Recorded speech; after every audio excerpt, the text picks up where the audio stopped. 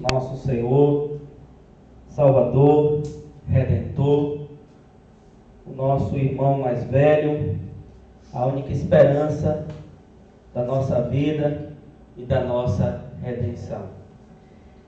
Graças a Deus estamos aqui em mais um dia de culto, neste momento tão especial, onde nós ouviremos a exposição da palavra do nosso Deus. Precisamos ter sempre isso em mente. Neste momento não está em evidência o pregador, não está em evidência a igreja. Está em evidência somente a palavra de Deus. Portanto, convido os irmãos a abrirem suas Bíblias na carta de Paulo aos Romanos, capítulo 12, verso 3 a 8. Surpreso com o número dos irmãos aqui, dia de eleição, né? Então pensei que vinham menos pessoas, mas graças a Deus os irmãos estão firmes aí.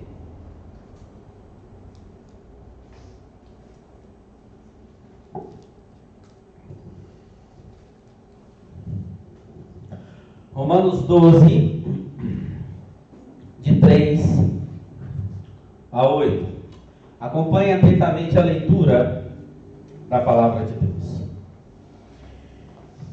Porque pela graça que me foi dada, digo a cada um dentre vós, que não pense de si mesmo além do que convém. Antes, pense com moderação, segundo a medida da fé que Deus repartiu a cada um. Porque assim como um só corpo temos muitos membros, mas nem todos os membros têm a mesma função, assim também nós, conquanto muitos, somos um só corpo em Cristo e membros uns dos outros. Tendo, porém, diferentes dons segundo a graça que nos foi dada. Se profecia, seja segundo a proporção da fé. Se ministério, dediquemo-nos ao ministério. E ao que ensina, esmere-se no fazê-lo. Ou que exorta, faça-o com dedicação. O que contribui, com liberalidade. O que preside, com diligência. Que exerce misericórdia, com alegria. Amém. Vamos orar mais uma vez, pedindo que o Senhor nos conduza e nos oriente pelo seu Santo Espírito e pela sua misericórdia. Ó Senhor, mais uma vez suplicamos que o Senhor nos ensine mais acerca da tua palavra. Que este texto tão rico, tão maravilhoso, com diretrizes tão importantes para nós, que de fato possa adentrar e florescer o nosso coração por meio do teu Santo Espírito. Nós sabemos, Deus, que o Senhor e a tua palavra são os personagens principais, Deus, de toda a história. Que a Trindade, que a revelação são de fato as coisas mais importantes que existem e sempre existirá. Louvamos ao Senhor porque nos dá, Deus, essa mentalidade. E é ao Senhor que nós suplicamos, ensina-nos a tua palavra. Não é pela fala do pregador, não é pela eloquência, não é pela pessoa. Quem é o homem, Deus, diante da tua palavra? Nada. Mas que o Senhor venha a nos conduzir, para que de fato cada cristão, nesta congregação, nesta igreja, possa caminhar para uma vida que exalta o teu santo nome, para uma vida de humildade, uma vida que vive no meio do teu corpo, o corpo do Senhor, de maneira equilibrada, humilde, visando somente a tua glória. Ajuda-nos, ó Deus. Assim nós oramos em nome de Jesus Cristo, nosso Salvador. Amém. Queridos, conta-se que numa certa carpintaria houve um verdadeiro bate-boca entre um martelo, um parafuso, uma trena e uma lixa. Isso porque cada um deles pensava de maneira demasiadamente orgulhosa de si mesmo. O martelo, por exemplo, se dizia extremamente mais forte e resistente do que os demais. O parafuso declarava que sabia unir as coisas como ninguém, além de ter a habilidade de dar muitas voltas sem ficar tonto. A Trena dizia que somente ela tinha a medida certa para todas as coisas. E a Lícia declarou que sem ela nada teria a forma correta. Mas, no meio da discussão acalorada, entrou um carpinteiro. Pegou um pedaço de madeira, as ferramentas e iniciou o seu trabalho. Ele utilizou justamente o martelo, a lixa, a trena, o parafuso e também um serrote. E finalmente, a rústica madeira foi convertida num fino móvel, delineado por um lindo verniz carmesim. Quando a carpintaria ficou novamente só, a discussão acalorada voltou com tudo.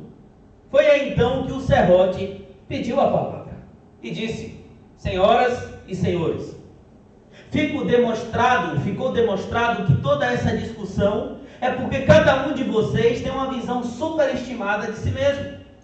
E por isso não consegue enxergar que realmente são peças importantes, com funções diferentes, que existem para um propósito maior.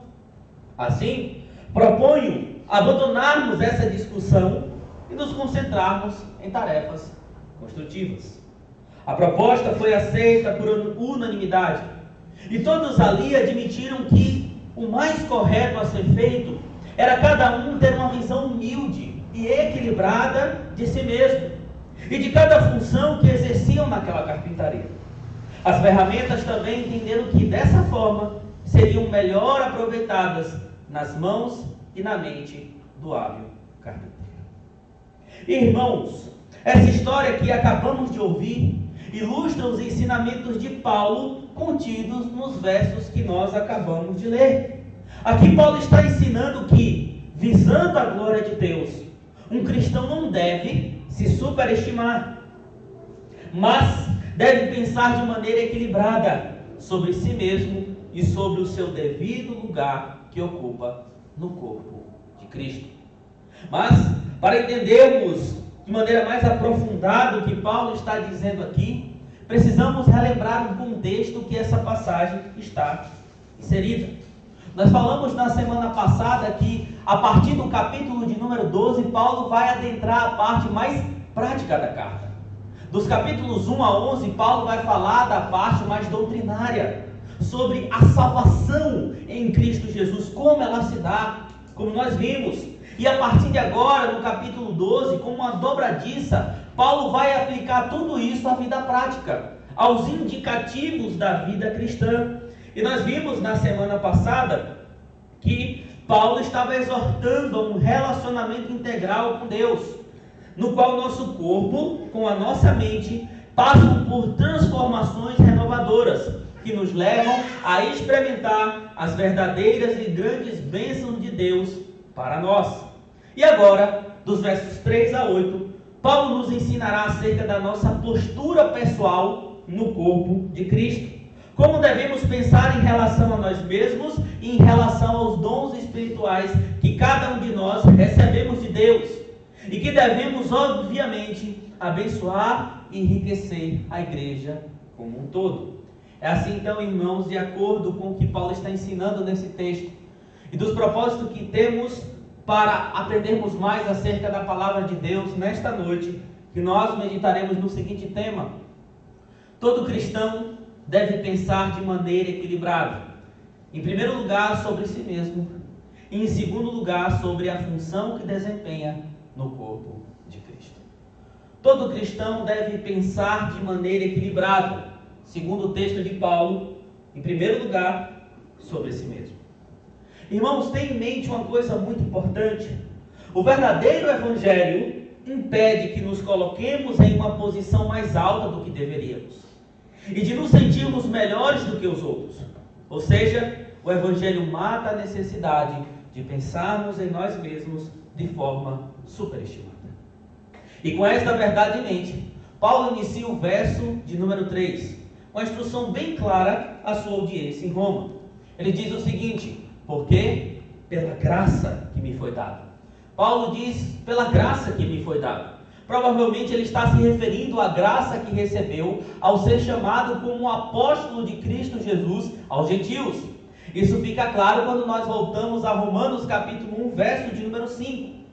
Paulo escreveu, irmãos, esta carta, e nós devemos nos lembrar disso, também para defender a sua autoridade apostólica. E como apóstolo de Cristo que recebeu essa graça, ele dá a seguinte instrução: digo a cada um dentre vós que não pense em si mesmo além do que convém. A ideia aqui é: não pense de maneira arrogante, egocêntrica. É como se Paulo estivesse dizendo assim, não se ache melhor do que você realmente é. Não tenha um conceito de si mesmo mais elevado do que aquele que você deveria ter. Possivelmente, queridos, Paulo está começando aqui a tratar um grande problema que existia na igreja em Roma. Embora Paulo nunca tivesse visitado a igreja, ele estava a par dos problemas existentes nessa igreja. Judeus e gentios estavam em conflito quanto ao lugar da lei na vida cristã. Os gentios defendiam que a lei havia se cumprido em Cristo Jesus e que, portanto, não precisavam mais cumprir certos ritos da lei. Os judeus pensavam diferentes. Mas os gentios, por entenderem a sua liberdade em Cristo, estavam se achando mais especiais do que os judeus. Porque eles diziam: não, nós entendemos que tudo se cumpriu em Cristo Jesus. E Paulo vai dizer que porque pensar dessa maneira é tão ruim, ele vai dar a ideia de que isso é ruim, porque não convém a quem detém uma mente renovada. Pensar de maneira arrogante não convém a quem tem uma mente reformada. Lembremos-nos que Paulo une, meus irmãos, essa instrução com aquela que ele estava falando antes. Lembre-se que no verso 2 ele diz que o verdadeiro crente deve ter uma mente renovada, para entender qual é a vontade de Deus. E uma mente transformada, renovada, sob o controle do Espírito, não pensa de forma arrogante e egocêntrica, pelo simples fato de que essa não é a vontade de Deus para os seus. Porque a Bíblia deixa clara que Deus resiste aos soberbos, que Deus abate os orgulhosos. Pensar além do que devemos certamente nos conduzirá a uma estimativa errada de quem somos diante de Deus e também no nosso relacionamento com o próximo. Irmãos, pensem mais. O Evangelho não é Deus fazendo heróis, mas resgatando vilões. O Senhor não veio ao mundo porque achou virtude em alguns homens, mas veio implantá-las neles, pois eram totalmente corrompidos. Nós éramos corrompidos na nossa moralidade, mortos nos nossos delitos e pecados. E tudo que nós temos hoje e somos é unicamente pela graça de Deus, pela misericórdia de Deus. E pensamos que por recebermos essa graça, muitas vezes temos autoridade ou autorização para nos orgulharmos. E isso revela total incoerência com a verdade. Como é triste, por exemplo, nós vemos colegas de ministério, pastores, lideranças, dizendo: o meu ministério é mais abençoado do que o ministério do outro. A minha mente é mais privilegiada do que a mente do outro. A minha pregação é uma pregação melhor do que a do outro. Infelizmente, muitas vezes existe essa comparação, mas isso são os reflexos de tudo aquilo que Paulo está falando contra. Ninguém pode se orgulhar no corpo de Cristo. Mas entenda que o orgulho, esse problema de se achar melhor, se superestimar, ele vai te levar também a um mau relacionamento com o próximo. Quantos são aqueles que se sentem superiores ao seu irmão porque tem algum cargo na igreja? Eu sou pastor, eu sou presbítero, sou diácono, faço parte de outra liderança da igreja, portanto sou superior. Infelizmente, quando nós olhamos aí fora, a coisa está tão absurda, você já vê pregador com vidros na frente, no púlpito, para não ser tocado por ninguém. Já vê pregadores com segurança, para não ser tocados por ninguém. Homens que se dizem homens de Deus, que não podem ser refutados, Quem é você para falar do ungido do Senhor? Mas outras situações também ficam claras. Por ter certas habilidades, muitas vezes nos consideramos melhor do que os nossos próximos. Porque eu sei cantar bem, porque eu sei tocar bem, porque eu ensino bem. Portanto, sou melhor. Além disso, quantos são aqueles que se deparam com pecados e dificuldades do irmão e faz uma autoavaliação e diz: eu jamais faria isso. Vocês sabem que isso existe na igreja, né? O irmão está em pecado. O irmão caiu. Aí chega lá naquele irmão, vou orar por você, vai ficar tudo bem, que o Senhor lhe erga novamente. Quando sai, eu jamais faria isso. Quando a família do irmão muitas vezes está passando por um problema, não, peraí, é a família dele, mas a minha, de maneira nenhuma. A minha família é superior. Isso me faz lembrar, irmãos, de um programa que existia no Nordeste há alguns anos, e tinham dois personagens chamados Conchinha e Doquinha. Conchinha era aquele tipo de pessoa que estava ali falando mal de algum outro que ia aparecer ali no episódio, e de repente, quando esse outro personagem aparecia, ele falava assim: minha autarquia, caminhão carregado de qualidades, eu estimo muito a tua presença, e começava a elogiar.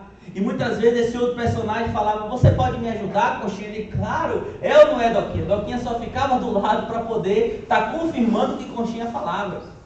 Você me ajuda, Conchinha? Ajudo, minha autarquia. Quando a pessoa virava as costas, ele: vai-te embora, carniça. E continuava, descendo a bomba, falando mal. Muitas vezes nós nos assimilamos a Conchinha e Doquinha.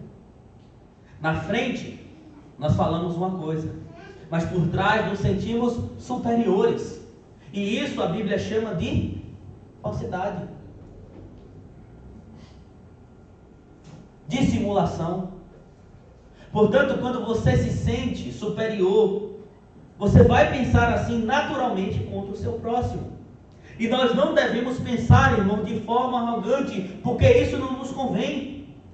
Mas então, levantado o problema, qual é a solução? Como nós devemos pensar? E Paulo nos responde dizendo: pelo contrário, pense com moderação, segundo a medida da fé que Deus repartiu a cada um. É interessante que aqui no verso 3, Paulo faz um trocadilho com a palavra pensar, que faz muito sentido na língua grega, mas não na língua portuguesa. Sabe aqueles trocadilhos que nós temos aqui, por exemplo, 3 pratos de trigo para 3 tigres tristes?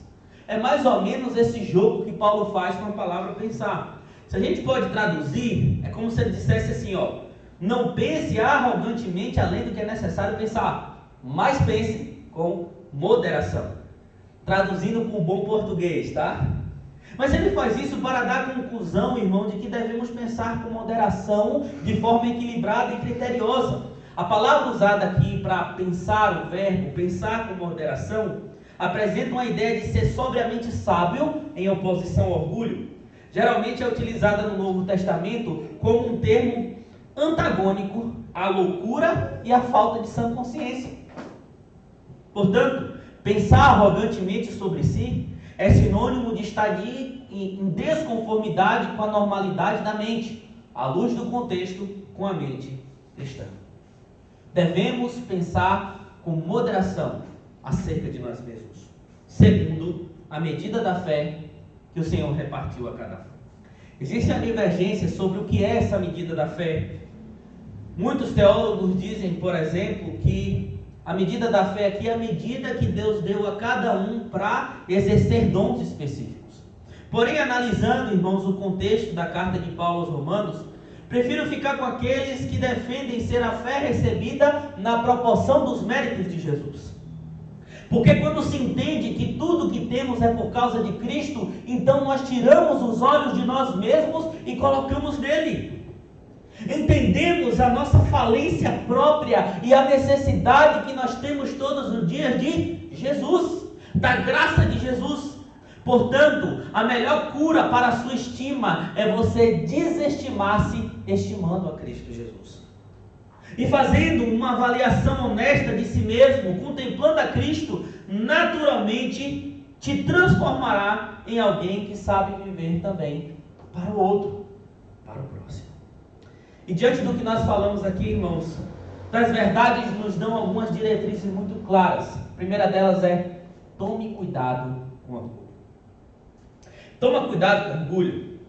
O orgulho é a sala de espera do fracasso. O orgulho foi o primeiro inimigo declarado de Deus, tanto no céu quanto aqui na terra, lá no paraíso. Vocês lembram da história, né?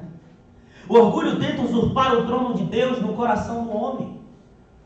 Um autor chamado C.S. Lewis, no seu livro Cristianismo Puro e Simples, percebe que o orgulho é a causa da principal infelicidade das nações e das famílias desde que mundo é mundo. Sendo assim, o orgulho pode também se tornar a causa da infelicidade entre você e o seu próximo. Porque pensar de maneira superior sobre si mesmo reflete o orgulho do coração. Portanto, pense sobre si mesmo com humildade. Porque alguém humilde a conquistou por nós. Jesus Cristo, nosso Senhor e Salvador. O texto que nós lemos em Efésios capítulo 2, de 3 a 8, deixa isso muito claro. Cristo se humilhou, assumiu a forma de servo. E é por causa dele que nós podemos também exercer humildade. E isso o levará, meu irmão, a estimar mais o próximo do que a você mesmo. Lembre-se que você cumprirá assim os mandamentos de Cristo. Lembra lá que ele resume os 2 mandamentos? Quais são? Amarás o Senhor teu Deus acima de todas as coisas e ao próximo como a ti mesmo. Isso te libertará das falsidades, de viver em falsidade com seu irmão, como nós falamos, falando bem, dando auxílio na frente, mas por trás com uma vida totalmente incoerente com o que você está falando. Além disso, você também agirá de maneira correta com o seu próximo, com o seu irmão. Aos mais jovens, por exemplo, o apóstolo Paulo dá as seguintes orientações: rogo igualmente aos que são mais jovens, sejam submissos aos mais velhos, outrossim no tratado de um para com os outros, cingi-vos com toda humildade, porque Deus resiste aos soberbos, contudo aos humildes dá a sua graça. A humildade vai levar pessoas mais velhas, pessoas mais jovens, crianças, a viverem de maneira correta e humilde diante de Deus e diante do próximo. Portanto, todo cristão deve pensar de maneira equilibrada, em primeiro lugar, sobre si mesmo. Mas Paulo vai adiante e vai nos mostrar que todo cristão também deve pensar de maneira equilibrada sobre a função que desempenha no corpo de Cristo. Versos de 4 a 8.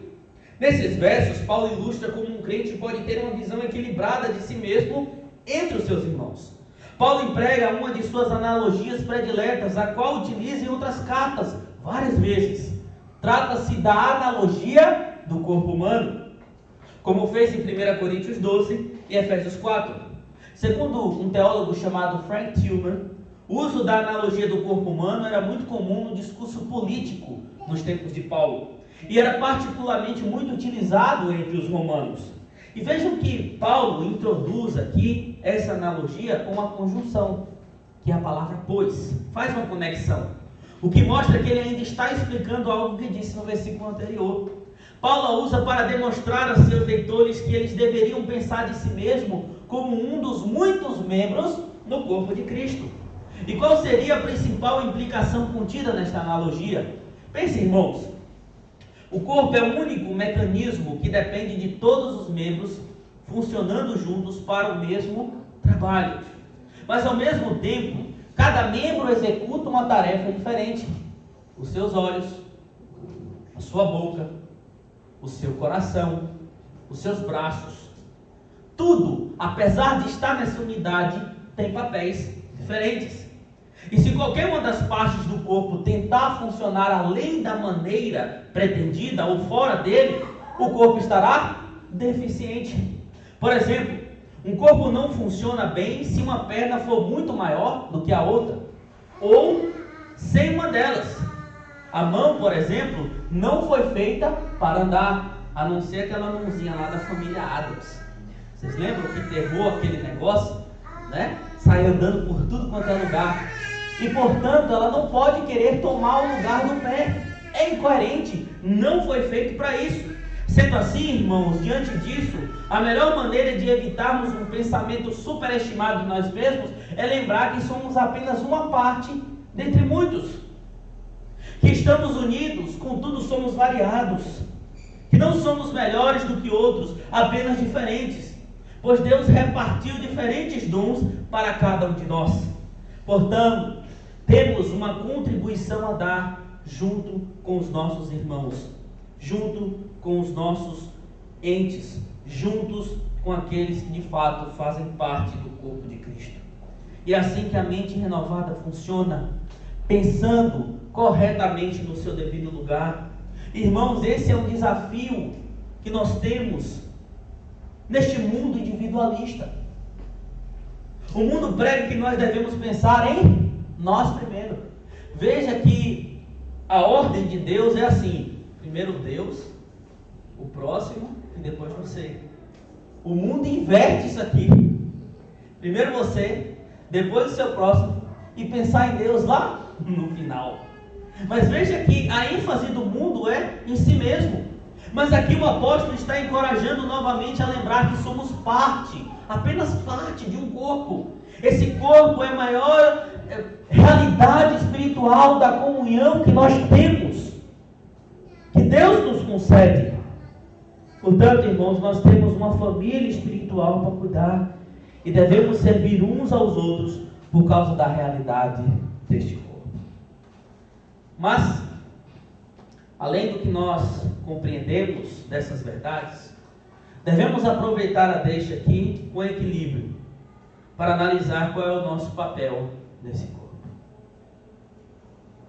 Entenda uma coisa: se você é um crente, se Deus de fato te chamou e te escolheu, você tem algum dom para servir.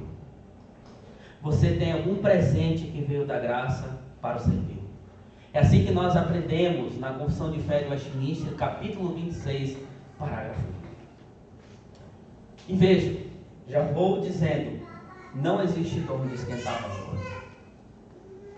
Hoje a maioria das pessoas, elas acham que tem o dom de esquentar pão. Qual é seu dom, meu irmão, minha irmã? Eu saio de casa, chego no culto na hora certa, sento ali no banco, canto, leio as escrituras, vejo o pastor pregando, recebo a bênção, tomo a ceia e casa. Eu creio que esse é meu dom, mas na Bíblia não tem o dom de esquentar banco. Portanto, já tire isso da tua cabeça. Crentes que vivem dessa maneira, apenas vindo estar no culto, sem servir de alguma forma, estão negligenciando a palavra de Deus. Todo crente tem dom, mas você precisa entender corretamente qual é o dom que Ele te deu. Nós cristãos, principalmente que pensamos de maneira reformada, de vertentes reformadas, entendemos que Deus dotou todos os homens com habilidades específicas, tanto para a maneira geral, tratando do mundo físico, chamados de dons comuns, quanto particular, que a igreja são os dons especiais. Hoje, por exemplo, nós veremos quem são aqueles escolhidos de Deus, dotados para governar este país. Neste mundo, nem todos têm o dom de ser técnico em informática, dom de ser engenheiro, padeiro, cozinheiro, médico, advogado, petroleiro, influência digital. Deus tem uma função para cada um. Se não for assim, a engrenagem não vai girar direito. E da mesma forma, dizendo principalmente, é também na igreja do Senhor. Deus dá dons específicos para que o seu povo possa se edificar mutuamente, para que cada um cumpra a sua função. Mas devemos descobrir à luz das Escrituras, se é para diácono, se é para presbítero. As Escrituras mostram. Se você sente que Deus te chama para intercessão, por exemplo, você pode não ser alguém que está aqui ativo de alguma forma na igreja, mas é uma pessoa que intercede todos os dias pelos seus irmãos. É uma pessoa que está ali se esmerindo, se dedicando ao seu irmão em oração. Pessoas que têm o dom de servir. Esse é o dom talvez que a gente veja, assim, quando eu digo servir de maneira geral, de maneira mais clara na igreja. Muitas pessoas servindo em diversas áreas. As mulheres mais velhas, por exemplo, naturalmente são dotadas da sabedoria de Deus para ajudar as mais novas a caminharem corretamente. Isso é bíblico. Mas nessa diversidade dos dons, meus irmãos, devemos entender qual é o nosso papel. Ah, pastor, eu não sinto nada. Mas não é só a questão de sentir, é de obedecer principalmente. E entender como Deus está te encaminhando para as coisas. Esta é uma congregação que precisa de serviço, irmãos. Aqui precisa de serviço. Não pode só ficar nas costas de um ou nas costas de outro. Você precisa servir. Você precisa se dedicar. Você precisa ajudar de alguma maneira. E portanto nós devemos entender a nossa função à luz da palavra de Deus. Entendendo que essas funções sejam maiores ou menores aos olhos dos homens, somos todos iguais diante de Deus com propósitos diferentes. Mas o corpo é o mais importante. E Paulo fala isso muito claro aqui, é isso que ele está dizendo. Inclusive, quando ele fala de alguns dons, dos versos 6 a 8, ele não está simplesmente falando da diversidade desses dons. Quando alguns teólogos dizem assim, não, esse texto está falando de diversidade de dons. Não é bem isso não que Paulo está dizendo. Mas quando ele cita esses dons, ele está incentivando a utilizarem de maneiras benéficas para toda a igreja, com toda humildade, reconhecendo que todos são provenientes apenas da graça de Deus. Verso 6. Tendo, porém, diferentes dons, segundo a graça que nos foi dada. E aí ele vai citar alguns dons, eu vou citá-los aqui também, mas eu não vou fazê-los de maneira profunda, porque tem muita discussão também sobre o que são aqui esses dons, sobre alguns aspectos do texto grego, mas eu vou falar de forma mais superficial, porém de maneira mais fiel, aquilo que nós acreditamos ser esses dons. Ele diz, se profecia, use na proporção da fé. Quando Paulo escreveu a carta aos Romanos, as profecias vindas da parte de Deus, profecias especiais, ainda não tinham cessado. João, por exemplo, vai escrever Apocalipse provavelmente mais de 30 anos depois que Paulo escreveu Romanos. Mais ou menos isso aí. Só que em João, as profecias de fato se cessaram. Então hoje, quando nós falamos de profecia segundo a proporção da fé, trata-se da exposição fiel das Sagradas Escrituras. Como é que nós profetizamos? Pregando a palavra. Porque a própria Bíblia deixa clara que a palavra de Deus, de maneira profética, já se encerrou. Agora nós profetizamos falando acerca da palavra de Deus. Se serviço, serviço. Paulo utiliza aqui a palavra diaconia, comumente usada para a ação de prestar assistência, ajuda, muitas vezes de natureza humilde e servil. Se no ensino, aqui trata-se de explanação das Sagradas Escrituras, sejam para pessoas mais velhas, sejam para crianças, para pessoas mais novas. Se o dom é contribuir, que seja com generosidade. Aqui alguns dizem assim, não, esse dom aqui é meu, porque eu dou o dízimo, né? Eu dizimo na casa do Senhor, então eu tenho esse dom. Não, irmãos, esse dom aqui é mais para aquelas pessoas que não têm apenas o coração convertido, mas também o bolso, que não tem um escorpião no bolso, não tem uma cobra no bolso, mas dá além. Isso não significa que essas pessoas são ricas, mas que de fato entende a necessidade da igreja e fala, não, vou contribuir, vou ajudar. Quantas coisas nós compramos aqui para a congregação porque os irmãos ajudaram, né? Mesmo dando dízimo, que a gente sabe como é que a coisa funciona. Então mais ou menos é isso aqui. Se exerce exortação, que seja exortando. Aqui a ideia de confortar, não é só de chamar a atenção, é também de sentir a dor do próximo, de confortar o próximo. Temos aqui a ideia do aconselhamento bíblico, de andar lado a lado. Se liderança, que seja com avidez, com zelo, com responsabilidade. Se misericórdia, seja com alegria. Misericórdia aqui trata-se da ideia de ajudar as pessoas que estão em estado de miséria, em necessidade, principalmente os irmãos da fé. E essa lista, ela não é exaustiva, como em 1 Coríntios 12. E nem é uma lista final, tem outros dons espalhados aqui pelo Novo Testamento. Mas é um reconhecimento de que Deus é quem concede dons. E isso é indispensável para termos um conceito equilibrado acerca de nós mesmos e acerca do corpo de Cristo. E devemos exercê-lo da melhor maneira possível. Meu irmão, minha irmã, estamos aqui porque pertencemos uns aos outros, para ministrarmos uns aos outros, porque precisamos uns dos outros.